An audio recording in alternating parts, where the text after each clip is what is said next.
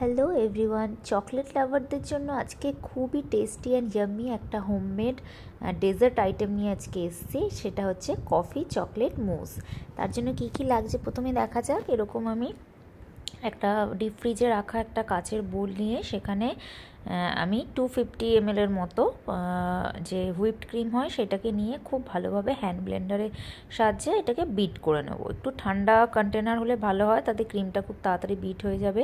তার মধ্যে এরকম 4 থেকে 5 চামচ মতো চকলেট গানাশ আমি রেডি করে রেখেছিলাম। ডার্ক চকলেটটাকে ফ্রেশ ক্রিম আর বাটার দিয়ে ডাবল বয়লার মেথডে এরকম মেল্ট করিয়ে ডার্ক চকলেট গানাশ আমি বানিয়ে রেখেছিলাম। সেটা কিছু পরিমাণ হাফ কাপ মতো আমি দিয়ে দিলাম এই ক্রিমের মধ্যে। তারপর এই হুইপড ক্রিমের সাথে এই ডার্ক চকলেট গানাশটাকে খুব ভালোভাবে হ্যান্ড ব্লেন্ডারের সাহায্যে একটু মিক্স করে নেব। তারপর একটু কফি ফ্লেভারের জন্য দিয়ে দেবো 1 চামচ মতো কফি পাউডার, দিয়ে আবারও খুব ভালোভাবে আমি হ্যান্ড ব্লেন্ডারের সাহায্যে বিট করে নেব। আমাদের ততক্ষণ এই ক্রিমটাকে হুইপড করে নিতে হবে যতক্ষণ না এটা ক্রিমটার মধ্যে স্টিফ পিক্স আসছে। তো এই যে মোটামুটি আমাদের স্টিফ পিক্স চলেই এসছে, দেখতেই পাচ্ছেন ক্রিমটা আমাদের বিট করা হয়ে গেছে। আমাদের মুজের জন্য ক্রিম কিন্তু একদম রেডি। তো এরপর আমি আরেকটা লেয়ারিংয়ের জন্য একটা গানাশ রেডি করে নেব হোয়াইট চকলেট দিয়ে। তার জন্য কিছু হোয়াইট চকলেট চিপস নিয়ে নিয়েছি, তার মধ্যে 2 চামচ গরম দুধ আর 2 চামচ মতো গরম জল আমি এতে অ্যাড করে নেব। দিয়ে এটাকে ডাবল বয়লার মেথডেও আপনারা মেল্ট করে নিতে পারেন। আমি এখানে মাইক্রোওয়েভ করছি। আমি 2 থেকে 3 বার 20 সেকেন্ডের জন্য দিয়ে এটাকে মেল্ট করে নিয়েছি 3 ভাগে। তো দেখতেই পাচ্ছেন কি সুন্দর মেল্ট হয়ে গেছে। একটা হ্যান্ড হুইস্কারের সাহায্যে একটু হুইস্ক করে নেব যাতে লাম্পস যেগুলো আছে সেগুলো যাতে আর মেল্ট হয়ে যায়। তো দেখতেই পাচ্ছেন আমাদের চকলেট গানাশটা, হোয়াইট চকলেট গানাশ একদম রেডি। এটাকে একটু রেখে দেবো পাশে কিছুক্ষণ।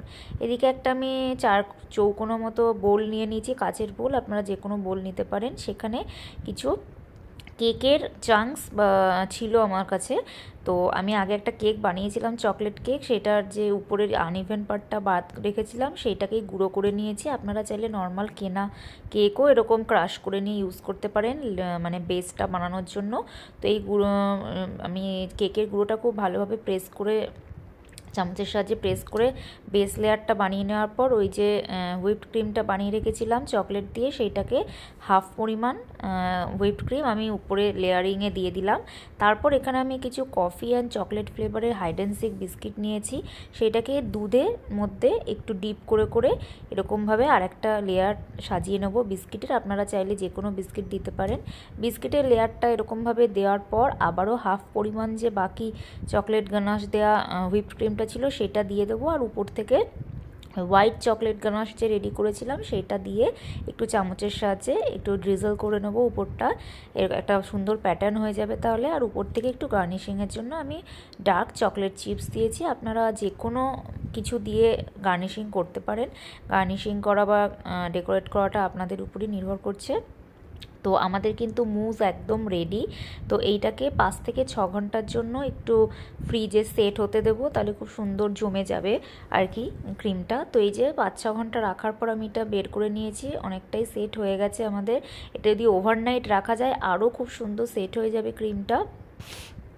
তো এই যে এবার আমি কাট করে নিচ্ছি এটা স্কোয়ারভাবে, এরকম একটা বড় খুন্তির সাহায্যে আমি কাট করে নিলাম। দেখতেই পাচ্ছেন কতটা সুন্দর লেয়ার্সগুলো দেখা যাচ্ছে আর একদম মাউথ মেল্টিং হয়েছে, দারুণ টেস্টি হয়েছে।